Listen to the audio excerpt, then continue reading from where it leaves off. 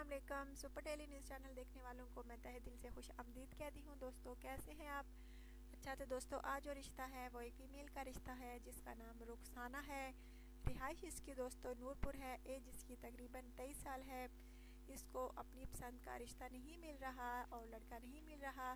अगर आप में से कोई इस लड़की से शादी करना चाहे तो ज़रूर रब्ता करें। इसका कहना है कि सुपर डेली न्यूज़ चैनल के थ्रू कोई मुझे अच्छे से अच्छा लड़का मिले तो मैं शादी कर लूँ, चाहे पाकिस्तान में मिले या पाकिस्तान के बाहर। इस लड़की का कहना है कि मैं शादी कर लूँ और लड़का जो है मुनासिब कमाने वाला हो और अच्छे अखलाक व किरदार का मालिक हो, नशा वगैरह ना करने वाला हो और उसकी फैमिली भी अच्छी होनी चाहिए। उसकी माँ जो है वो भी बहुत अच्छे अखलाक व किरदार की मालिक हो, उसकी बहनें भी।